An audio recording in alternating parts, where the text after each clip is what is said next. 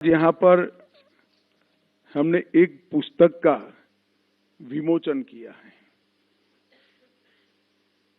नरेंद्र मोदी जी के प्रधानमंत्री काल के ये 10 साल सच अर्थ में एक युग के अंत करने वाले हैं और एक नए युग की शुरुआत करने वाले हैं। और जब भी भारत का इतिहास लिखा जाएगा, ये मोदी के 10 साल के शासन को मोदी जी के कटु से कटु आलोचक ने भी स्वर्णिम अक्षरों से ही लिखना पड़ेगा, ऐसा मेरी दृढ़ मान्यता है। जब 2014 में अस्थिरता से युग से भारत की जनता ने देश को एक नए युग के अंदर प्रवेश करा, 3 दशक के बाद एक स्थिर सरकार दी और पूर्व पश्चिम उत्तर दक्षिण चारों ओर से भारतीय जनता पार्टी को विजय मिली। लद्दाख की सीट भी भारतीय जनता पार्टी जीती, कन्याकुमारी की भी जीती, द्वारिका की भी हम सीट जीते और ओडिशा आसाम में भी विजय हुआ। तो एक प्रकार से संपूर्ण विजय हुआ। इसके कई लोगों ने अलग अलग अर्थ निकाले, कई लोगों ने अलग अलग मायने निकाले, परंतु गार्डियन अखबार में किसी एक सज्जन ने बहुत सटीक अवलोकन दिया था, मैं आज आप सबके सामने रखना चाहता हूं। इन्होंने कहा था कि आजादी तो भारत को 15 अगस्त 1947 को मिल गई थी, परंतु अंग्रेजियत से भारत को आजादी 2014 में मिली है, वो मोदी जी के आदमी। और उन्होंने कहा कि आज से भारत की स्वतंत्रता का युग शुरू हो रहा है। हमारा देश 15 अगस्त 1947 से शुरू नहीं हुआ है। 15 अगस्त 1947 को हम एक लंबे गुलामी के कालखंड को समाप्त कर आजाद हुए। हम दुनिया की सबसे पुरानी सभ्यताओं में, हमारी सभ्यता ने चाहे विचार को अपनाना हो, चाहे विदेशी नागरिकों को अपनाना हो, चाहे भाषाओं को स्वीकारना हो, हमारी सभ्यता हमेशा खुलापन रहा है।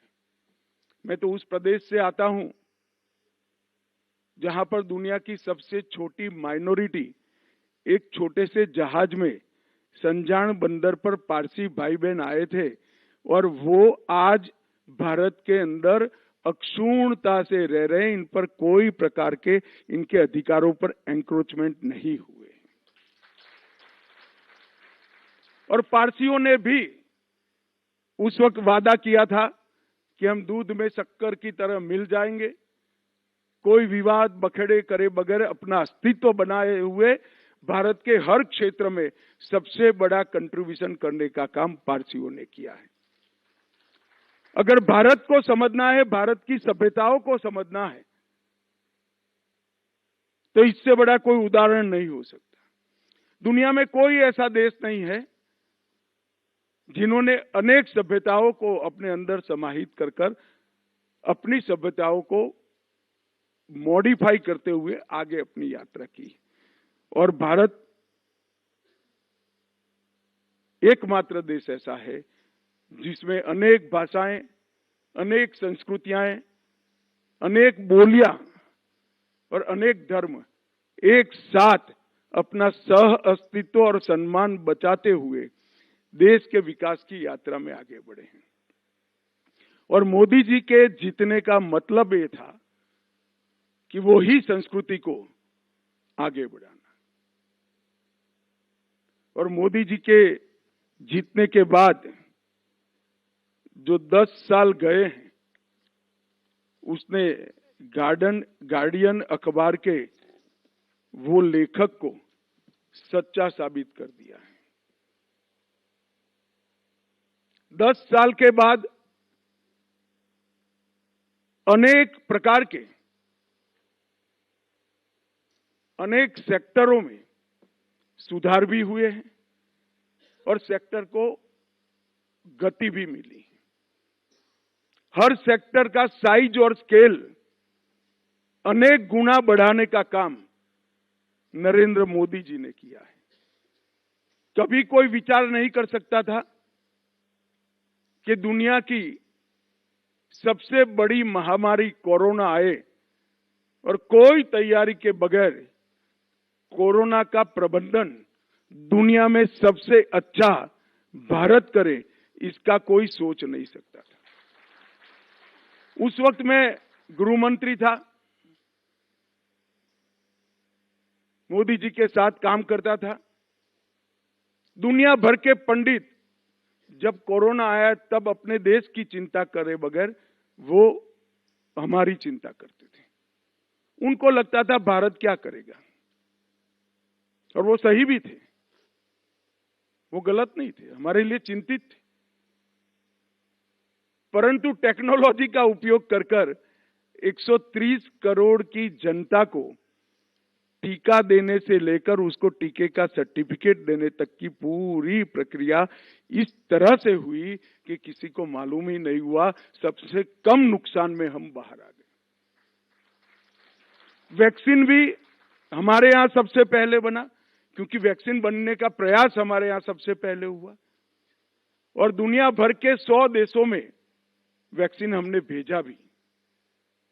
और हमारा जो उपनिषदों का वाक्य है कि संकुचित विचार नहीं होना चाहिए, वसुधैव कुटुंबकम, पूरे देश को अपना परिवार मानना चाहिए, पूरी दुनिया को अपना परिवार मानना चाहिए, उसको भी चरितार्थ करने का काम नरेंद्र मोदी शासन ने किया।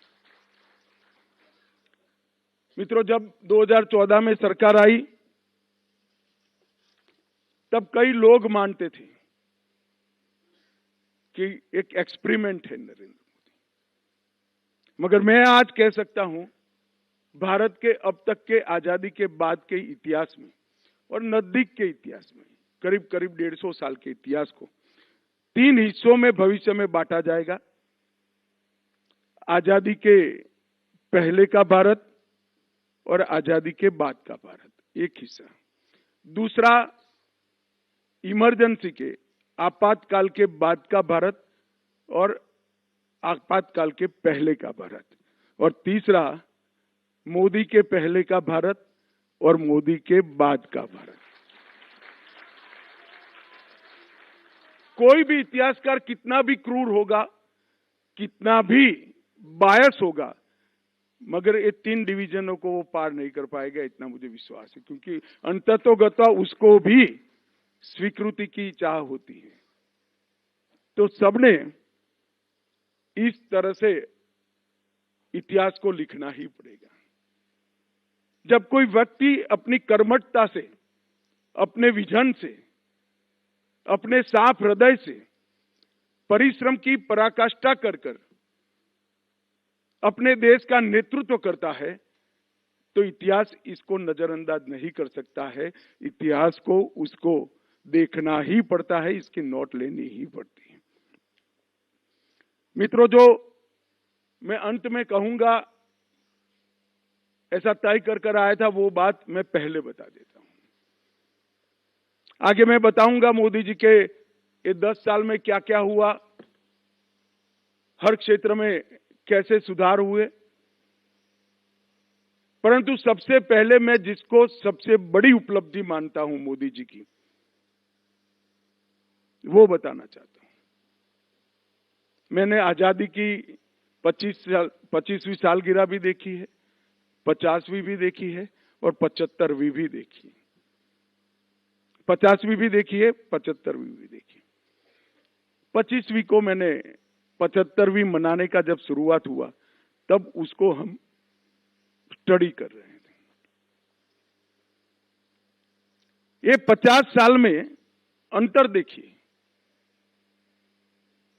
आजादी की 25वीं सालगिरह मतलब सिल्वर जुबली जब मनाए तब स्कूलों में कार्यक्रम हुए, पंचायतों में हुए, सरकारी भवनों में हुए और दूसरे दिन से देश चलने लगा। 50 साल बनाए तब भी विधानसभाओं में एक प्रस्ताव हुआ, संसद में एक प्रस्ताव हुआ और देश चलने लगा। और 75 साल बनाए तब कोरोना होने के बावजूद देश में 8 लाख से ज्यादा कार्यक्रम हुए। और पूरे कार्यक्रम की डिजाइन मुझे मालूम है क्योंकि मेरा मंत्रालय इसकी नोडल एजेंसी था, मैं वो कमेटी का चेयरमैन भी था। मोदी जी ने हर पल इसकी चिंता करी कि हमारी युवा पीढ़ी को आजादी के आंदोलन का लंबा इतिहास 1857 से 1947 तक का 90 साल का संघर्ष नई पीढ़ी के ध्यान में आना चाहिए।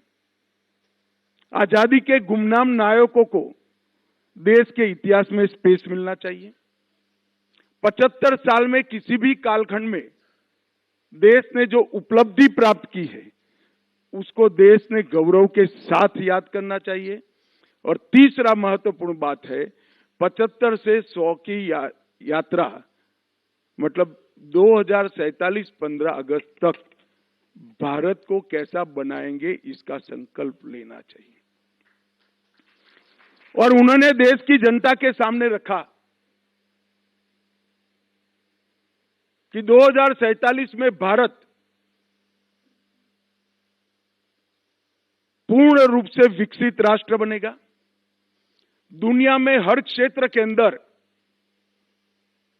हर सेक्टर के अंदर भारत सर्वप्रथम होगा और विरासत को भी सेंटर पॉइंट में लेकर आएंगे। और मित्रों, एक प्रधानमंत्री ने लिया हुआ संकल्प आज मैं देख रहा हूं 130 करोड़ भारतीयों का संकल्प बना है और देश 2047 की यात्रा की ओर चल पड़ा है। और मुझे पूरा भरोसा है, मैं तो नहीं हूंगा उस वक्त, परंतु अमृतकाल जब समाप्त होगा 2047 आएगी, भारत के युवाओं की अमाप शक्ति दुनिया में देश को नंबर 1 पर पहुंचा देगी। 130 करोड़ की जनता में एक सामूहिक हीन भाव था, सामूहिक इंफीरियरिटी कॉम्प्लेक्स था। वो इंफीरियरिटी कॉम्प्लेक्स को दूर कर 130 करोड़ की आबादी संकल्प लेकर देश को दुनिया में नंबर 1 बनाने के लिए निकलती है। इससे बड़ी उपलब्धि किसी भी शासन के लिए कोई नहीं हो सकती। और मित्रों, विकास को उन्होंने जन आंदोलन बनाया। विकास कभी सरकार की फाइलों में इधर उधर घूमता रहता था। विकास की भूख को उन्होंने व्यक्ति की महत्वाकांक्षा में प्रत्यारोपित किया और विकास की ये भूख से देश के विकास को दिशा देने का काम करा। अगर 130 करोड़ लोग एक कदम चलते हैं तो देखने में तो ऐसा लगता है कि एक कदम चले हैं, मगर 130 करोड़ लोग एक दिशा में एक साथ एक कदम चलते हैं तो देश 130 करोड़ कदम आगे बढ़ता है। इसको नरेंद्र मोदी ने पहचाना। और मैं अचंभित हो गया था जब उन्होंने जनता कर्फ्यू का ऐलान किया। उन्होंने कहा कि भाई आज कोरोना से देश को बचाने के लिए कोई अपने घर से बाहर नहीं निकलेगा। कोई सरकारी नोटिफिकेशन नहीं, कोई ऑर्डर नहीं, कोई कर्फ्यू नहीं। सिर्फ जनता को अपील की कि आज कोई बाहर नहीं निकलेगा। और मेरे लिए आश्चर्य है कि पूरा भारत रुक गया था। लाल बहादुर शास्त्री जी ने एक उपवास रखने का जो ऐलान किया था, उसके बाद किसी राजनेता के ऐलान को पहली बार जनता का इतना बड़ा प्रतिसाद मैंने मिलते हुए देखा। और कोरोना के सामने हमारी सफल लड़ाई का रहस्य मुझे कई लोगों ने पूछा है। मैंने सबको कहा है कि दुनिया में कोरोना के खिलाफ सरकारें लड़ती थी, भारत में कोरोना के खिलाफ भारत सरकार, राज्य सरकारें, 130 करोड़ लोग सब एक साथ लड़ते थे। कुछ हमारे देश के ही साथी घंटी बजाने से कोरोना चला जाएगा क्या, पुष्प वर्षा से कोरोना चला जाएगा क्या, मखौल उड़ाते थे। उनको सामूहिकता की ताकत मालूम नहीं पड़ती। दिया प्रगटाने से कोरोना नहीं जाता है, मगर दिया प्रगटाने से हर व्यक्ति सजग होता है कि मुझे कोरोना के खिलाफ लड़ना है, मेरे देश को बचाना है। घंटी बजाने से कोरोना नहीं जाता है, मगर जब पूरा देश घंटी बजाता है तो एक अजीब प्रकार की जन जागृति, एक महामारी के खिलाफ लड़ने की, जिनको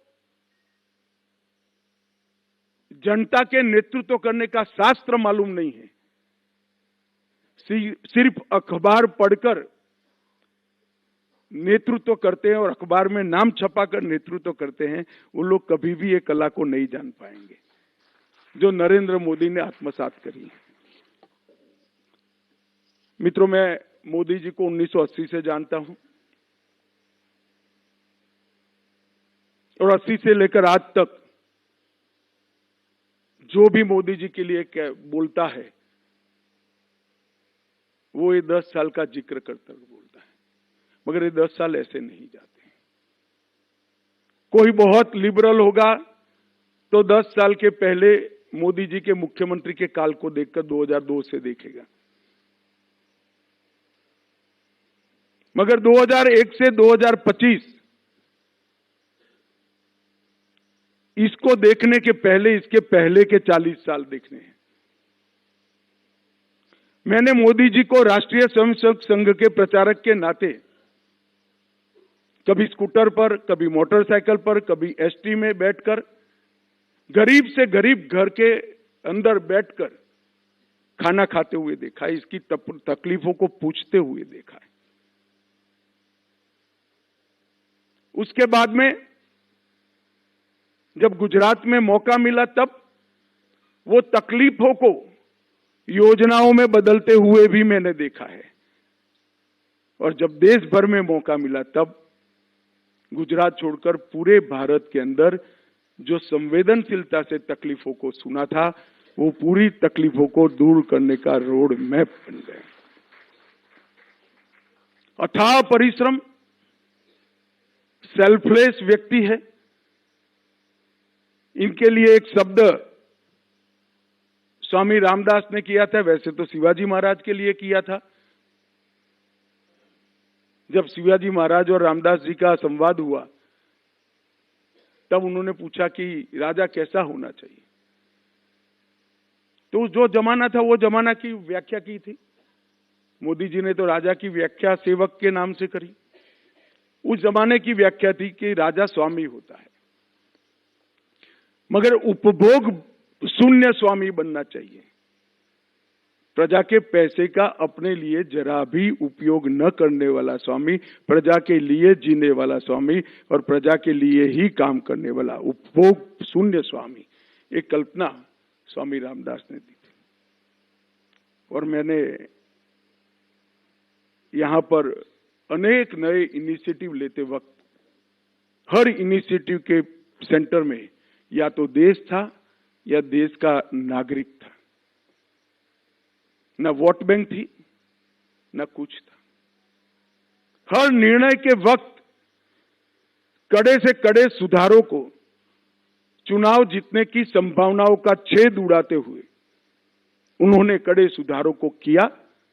जनता ने भी स्वीकारा और बार बार चुना भी। 40 साल के बाद कोई आदमी तीसरी बार, एक नेता इस देश का प्रधानमंत्री लगातार तीसरी बार बना।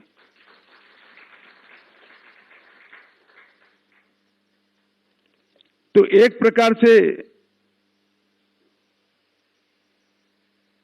लेखक ने लिखा है मोदी डिकेट, मगर मैं निश्चित रूप से मानता हूं कि मोदी जी के ये 10 साल आने वाले 25 साल की नींव है, हमारे अमृत काल की नींव है, और ये 35 साल का संपुट भारत देश को विश्व में सर्वप्रथम स्थान पर ले जाएगा, उसका मुझे पूरा भरोसा है। अब भारत को कोई नहीं रोक सकता,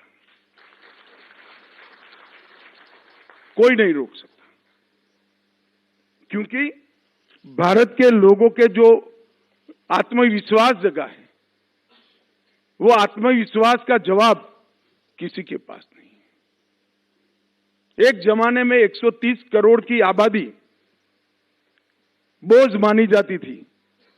नरेंद्र मोदी जी ने 130 करोड़ की आबादी को एक प्रकार से उन्होंने उसको स्ट्रेंथ में कन्वर्ट किया और 130 करोड़ का मार्केट दुनिया को उपलब्ध करा दिया। इस देश का मार्केट कभी 130 करोड़ का नहीं था, क्योंकि 60 करोड़ लोग तो ऐसे थे जिनके परचेसिंग पावर ही नहीं था। वो 60 करोड़ गरीबों को एक ही डेकेड के अंदर, 10 साल के अंदर मोदी जी ने घर दिया, घर में गैस दिया, शौचालय दिया, पीने का पानी दिया, 5 लाख तक का स्वास्थ्य का खर्चा पूरा सरकार ने उठा लिया, 5 किलो अनाज उनको पीने के लिए दिया और खाने के लिए दिया, और कई सारी सुविधाएं दे दी। तो जिसके लिए 5-5 पीढ़ी से वो 60 करोड़ लोग संघर्ष करते थे, वो 60 करोड़ लोगों के संघर्ष को एक दशक के अंदर ही उन्होंने समाप्त कर दिया। अब उसके लिए समस्या है कि मैं करूं क्या। पहले तो रोज खाने के लिए करते थे, 5 किलो अनाज मिल गया, पीने का पानी बाहर से खरीदना पड़ता था, घर में नल आ गया, शौचालय आ गया, इलाज फ्री हो रहा है। अब उसको लगता है मेरे घर में फ्रिज आना चाहिए, मेरे घर में पंखा आना चाहिए, मेरे घर में बाकी सुविधाएं आनी चाहिए, और देखते देखते देखते 60 करोड़ का हिस्सा एक बड़े मार्केट में तब्दील करने का काम नरेंद्र मोदी जी ने किया है, और उनकी सारी बेसिक सुविधाएं एक 10 वर्ष के अंदर समाप्त कर दी। मोदी जी चाहे शासन में गुजरात में रहे हो या भारत के प्रधानमंत्री रूप में रहे, हर बार, हर साल एक नया काम और एक नई युग परिवर्तनकारी, एक युग का अंत कर नए युग को लाने वाली शुरुआत करी। इन्वेस्टमेंट समिट में 2003 में उन्होंने वाइब्रेंट गुजरात की शुरुआत की। 2004 में गांव में 24 कलाक बिजली देने की शुरुआत की।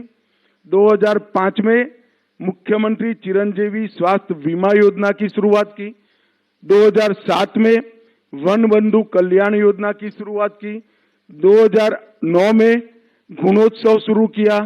2010 में खेल महाकुंभ शुरू किया, और 2012 में मुख्यमंत्री अमृतम शुरू किया। और हर चीज के नीचे आप जाएंगे तो पूरे समाज के विकास का खाका कीजिए। एक गांव में 24 घंटा बिजली पहुंचने से शहरों की तरफ की दौड़ भी खत्म हो गई, उनका स्वास्थ्य भी सुधरा, उनकी शिक्षा भी सुधरी, और उनके लिए रोजगारी के अनेक काम गांव में ही हो गए। कई बार मुझे विचार आता है कि 75 साल तक क्यों नहीं हुआ। क्या कोई करना नहीं चाहता होगा? ना, ऐसा नहीं है। 75 साल तक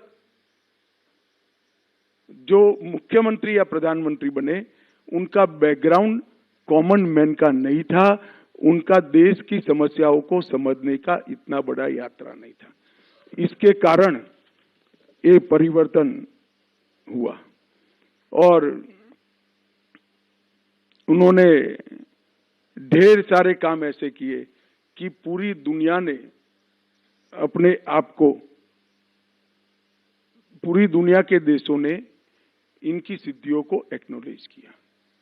आज देश में कोई भी राष्ट्राध्यक्ष ऐसा नहीं है जिसको 16 देश के, जैसे हमारे यहाँ भारत रत्न है, ऐसे सर्वोच्च नागरिक पुरस्कार प्रदान हुए हैं नरेंद्र मोदी एकमात्र देश। 16 देश जब स्वीकार करते हैं कि बड़ा नेता है जिन्होंने हमारे देश के जीवन में भी बदलाव किया है, तब जाकर ये स्वीकृति जो होती है इसकी व्याख्या हो जाती। जन भागीदारी को जन आंदोलन बनाने का काम किया। देश का प्रधानमंत्री, मैं अभी सफाई कॉलोनी में जाकर आया हूं। मैं महात्मा गांधी के बाद सफाई करने वाला पहला नेता, देश में सफाई का नाम बोलने वाला पहला नेता नरेंद्र मोदी है। और मैं अखबार का नाम देना नहीं चाहता, काफी लोगों के मुंह या इधर उधर हो जाएंगे, मगर 15 अगस्त पे जब उन्होंने कहा कि मैं हर घर में शौचालय बनाऊंगा, तो अखबार ने कहा था, 2 अखबारों ने लिखा था, यही बाकी रह गया था कि लाल किले से कोई प्रधानमंत्री शौचालय बनाने की बात करेगा। जो लुटियन में रहते हैं इसको टॉयलेट का अर्थ मालूम नहीं है। पूर्वांचल में जाकर एक 16 साल की बच्ची खुले में शौच क्रिया करने जाती है, तब उसकी शर्म का एहसास हम लोगों को नहीं है। ये नरेंद्र मोदी को था। आज 13 करोड़ घरों के अंदर शौचालय देने का काम नरेंद्र मोदी जी। जब 12 करोड़ घरों में गैस का सिलेंडर देते हैं तब हंसते हैं कि सिलेंडर इस जमाने में, जिनके घर में धुएं से, चूल्हे से खाना पकता है और खाना पकाने वाली माता का फेफड़ा फाइब्रोसिस से ग्रस्त हो जाता है, उसको मालूम पड़ेगा कि चूल्हे ने जीवन में कितना बड़ा परिवर्तन किया है। इस देश में 20,000 गांव ऐसे थे 75 साल के बाद बिजली का खंभा भी नहीं पहुंचा था। आज देश का हर घर बिजली से युक्त हुआ है। यहां जो मीमांसा करते हैं उनको ये सारी चीजों का मूल्य शायद ही समझ में आएगा। और ऐसी तो कई सारी योजनाएं हैं जिन्होंने लोगों का जीवन परिवर्तित कर दिया, सबको विकास की यात्रा में जोड़ा। जिसका घर 8 घंटे धुएं से भरा रहता हो वो देश का नहीं सोच सकता। जिसके पास अपने स्वास्थ्य की ही व्यवस्था न हो वो देश के स्वास्थ्य की चिंता नहीं कर सकता। जिस बच्ची के पास टॉयलेट ही न हो वो बच्ची कलेक्टर या डीडीओ बनने का स्वप्न नहीं देख सकती है। इतनी बड़ी आबादी को हमने उनके भाग्य पर छोड़ा था। और 2014 में मोदी जी के आने के बाद ढेर सारे परिवर्तन हुए और वो परिवर्तनों ने देश को आगे बढ़ाया। एक 10 साल के अंदर 25 करोड़ लोग गरीबी रेखा के बाहर आए। 80 करोड़ लोगों को मुफ्त राशन मिल रहा है। 12 करोड़ से ज्यादा टॉयलेट्स बने, शौचालय बने। 4 करोड़ से ज्यादा लोगों को अपना घर मिला। 15 करोड़ से लोगों के घर में पहली बार नल से जल पहुंचा, फ्लोराइड विहीन पीने का पानी मिला। 54 करोड़ लोगों को, परिवारों को बैंक का अकाउंट मिला। और कोरोना जैसी आफत से भी हम मुक्त हो गए। इसके साथ साथ एक दूसरा पक्ष भी है। आज विश्व के 46% real time digital transaction Bharat में होते हैं। विश्व के 46 टाइम।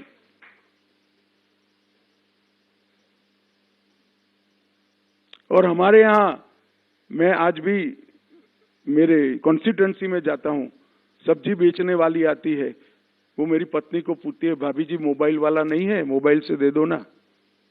तब आश्चर्य लगता है, अच्छा भी लगता है। 7 दशकों से कश्मीर की प्रश्न को उलझा कर रखा था। धारा 370 के लिए संघर्ष करते थे।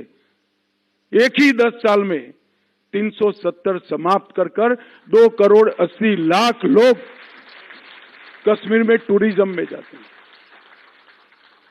33 साल के बाद कश्मीर में नाइट शो थिएटर चालू होता है और 33 साल के बाद कश्मीर में ताजिया भी निकलता है। चंद्रयान और स्पार्डेक्स ऐसे मिशन हम कल्पना नहीं कर सकते थे। ये यही 10 साल में हुआ और जब चंद्रमा के साउथ पोल का नाम शिव शक्ति पॉइंट रखा जाता है तो शिव शक्ति पर देश दुनिया भर से 1 करोड़ से ज्यादा सर्च होते हैं, तब मालूम पड़ता है कि भारत की ताकत कितनी बड़ी है। ये शिव शक्ति क्या है दुनिया में लोग ढूंढने लगे जब हमने इसका नाम शिव शक्ति पॉइंट।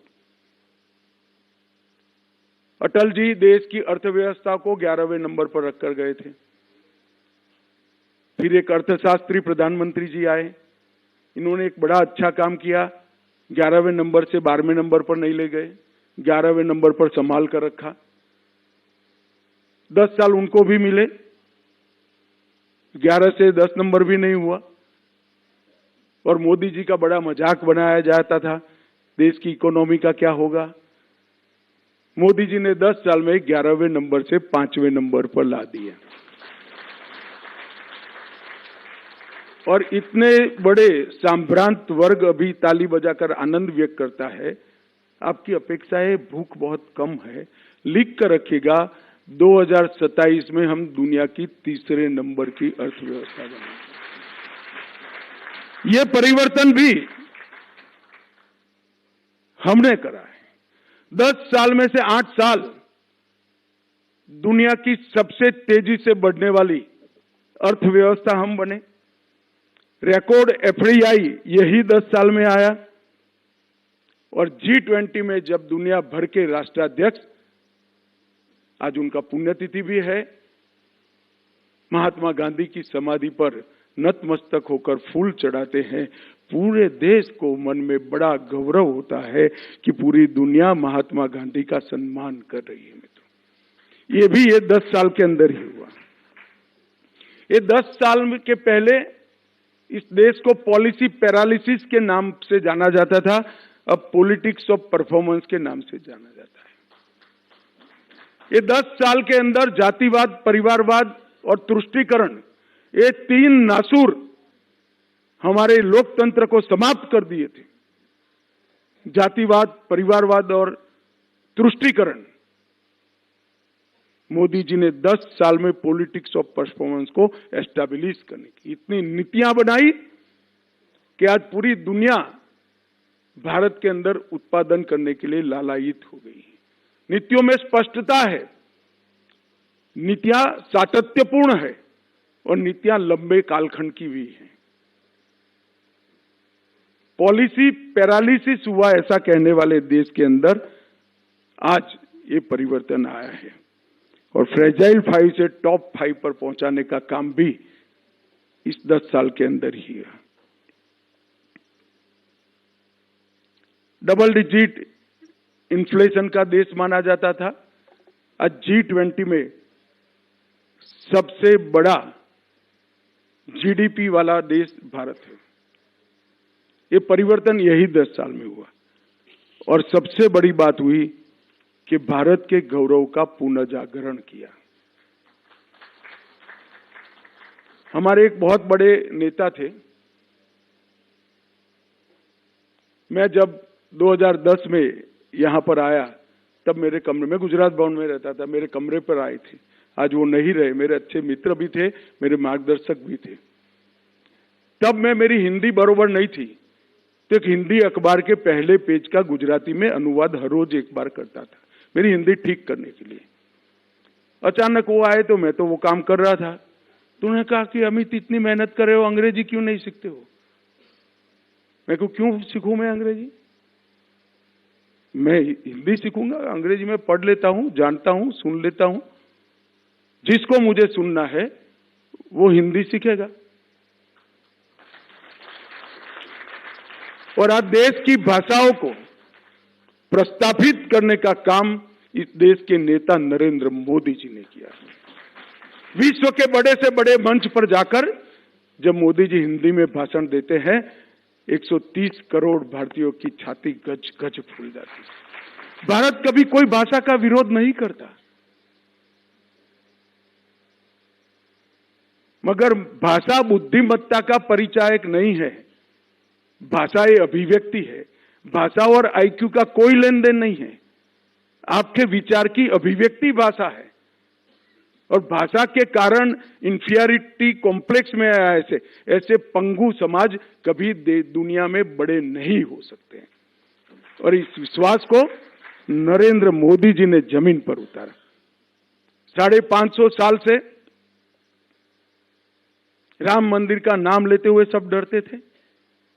हम तो सालों से लेते थे, मगर पूर्ण संवैधानिक तरीके से राम मंदिर समस्या का समाधान भी ढूंढा, राम मंदिर भी बनाया, और देश में एक भी दंगा भी नहीं हुआ। ये भी नरेंद्र मोदी के शासन। काशी तमिल संगमम, इसके माध्यम से कुछ नेता आज कह रहे हैं कि दक्षिण को अन्याय हो रहा है, दक्षिण को अलग कर दो। कुछ पार्टियों के नेता कहते हैं दक्षिण को अलग देश बना दो। भाई काफी काट दिया, आपका समय था तब। 1/3 हिंदुस्तान काट दिया आपने, अब कब तक काटोगे? देश को एक करने का काम नरेंद्र मोदी जी ने किया।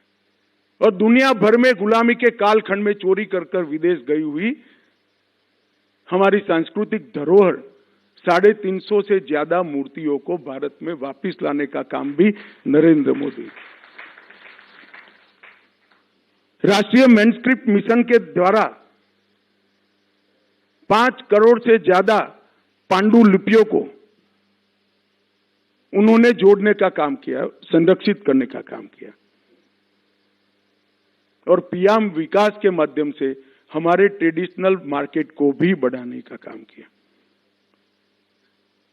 इसके साथ चंद्रयान 4, गगनयान, भारतीय अंतरिक्ष स्टेशन और स्पेस सुपर पावर बनने की दिशा में एक 25 साल का रोड मैप भी यही 10 साल में तैयार हुआ। डिजिटल इंडिया और जैम के माध्यम से सबसे ज्यादा डिजिटल ट्रांजैक्शन करने वाले हम देश बने। और मोदी जी ने जो नारा दिया था, विरासत भी विकास भी, हमारी संस्कृति पर हम गौरव करेंगे, मन को खुला रखेंगे, दुनिया भर की अच्छी चीजों को स्वीकार करेंगे और देश को नंबर 1 बनाएंगे। हमारा पुरातन था, इससे हम शर्म नहीं करेंगे। गुलामी की मानसिकता से पूर्णतया मुक्ति लेने का काम नरेंद्र मोदी जी ने किया। इसी 10 साल में खादी के सेल में 400% की वृद्धि हुई है। टॉय के एक्सपोर्ट्स में 500% की वृद्धि हुई, आयात में 1000% की कटौती हुई है। और दीपावली के दिन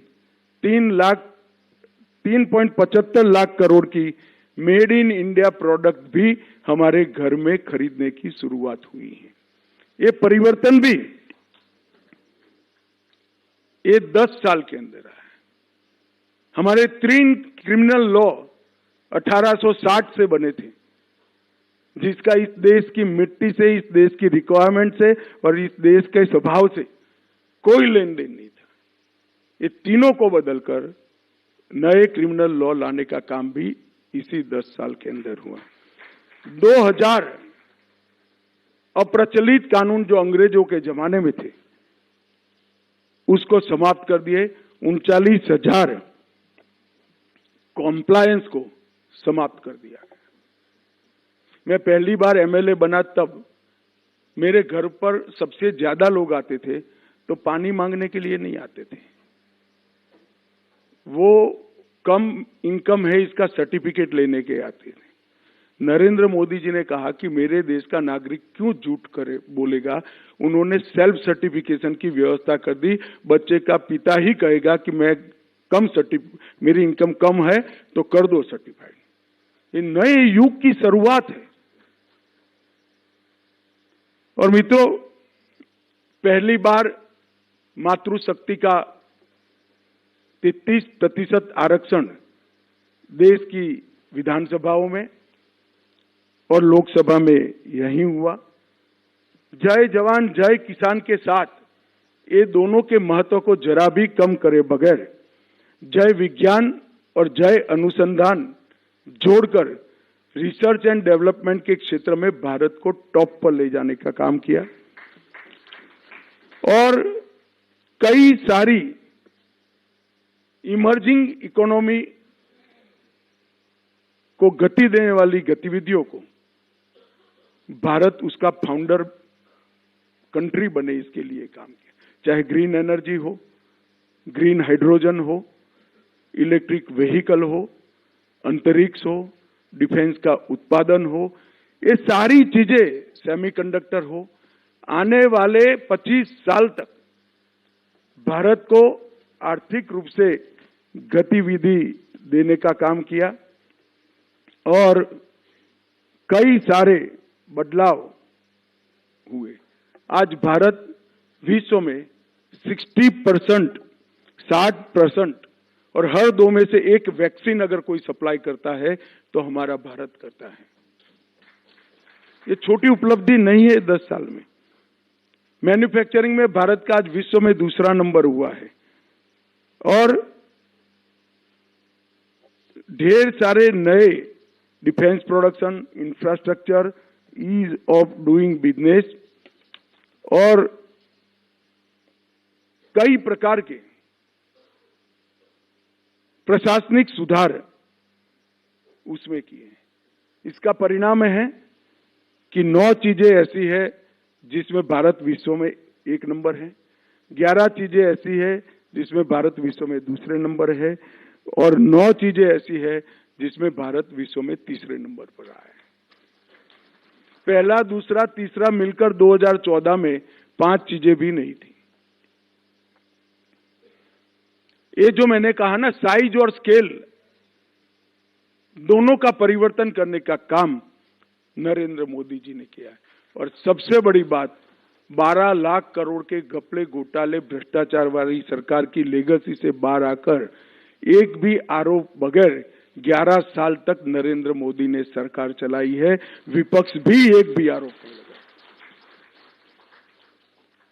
और भारत के गौरव को, भारत के युवाओं को आत्मविश्वास जगाने का काम किया है। जिस प्रकार से स्टार्टअप बढ़े हैं वो बताता है कि हमने भारत के युवाओं का आत्मविश्वास जगाया। इसीलिए पूरा विश्व इंडियाज मोमेंट की बात करता है और भारत में भविष्य देखने वाले दुनिया के देश बढ़ते ही जा रहे हैं। और इसीलिए मैं कहता हूं कि ये 10 साल के साथ साथ एक लंबा रोड मैप भी मोदी जी ने दिया है। 2025 में भारत का पहला क्रू मिशन गगनयान, 27 तक तीसरे बड़ी अर्थव्यवस्था बनना, 30 तक $206 बिलियन ईवी मार्केट का टारगेट, 300 बिलियन डॉलर की बायो इकोनॉमी का टारगेट 2030 तक, 2030 तक 2 ट्रिलियन का एक्सपोर्ट का लक्ष्यांक, 2035 तक विश्व में अंतरिक्ष स्पेस में अंतरिक्ष स्टेशन स्थापित करना, 2036 में ओलंपिक की मेजबानी करना, 2040 पर मैन ऑन मून, चंद्रमा का पर मनुष्य पहुंचाने का मिशन और 2047 में पूर्ण रूप से विकसित भारत का विजन। ये 10 वर्ष के नींव डालने का एक कार्यक्रम 25 साल बाद हमारे आजादी के लिए बलिदान देने वाले हमारे आजादी के सूरवीरों ने जो कल्पना करी थी, वो कल्पना का भारत होगा। हम पूर्ण रूप से विकसित भी होंगे, दुनिया में भारत का दबदबा भी होगा और पूर्ण रूप से भारतीय भी होंगे। इसका गारंटी नरेंद्र मोदी के इस 10 साल ने निश्चित किया। और नरेंद्र मोदी के 10 साल ये पूरा विश्व भले 10 साल के रूप में देखा, मैंने ऊपर ऊपर से देखा है सभी आर्टिकलों को, वो 10 साल को ही देख सकते हैं। जो वट वृक्ष का एक बीज होता है उसको किसान ही जान सकता है कि वट वृक्ष का आयुष्य 500 साल का होता है और उसका जीवन भी 500 साल का होता है, और सबसे बड़ा वृक्ष विश्व में कोई है तो वट वृक्ष है। ये 10 साल भारत के लिए वट वृक्ष के बीज के समान है। आने वाली सदियों तक यहीं से पैर रखकर महान भारत की रचना होने वाली है। और विवेकानंद और श्री अरविंद ने जो कल्पना देखी थी कि भारत माता पोताने अपने संपूर्ण तेज के साथ दुनिया के सामने गौरव के साथ खड़ी होगी, वो दिन जरूर आएगा। शायद हम हो न हो, मगर ये प्रक्रिया का हम हिस्सा है, इसका कम से कम मुझे तो बहुत गौरव है। और ये मोदी जी के 10 साल ने किया है। आप सभी का धन्यवाद।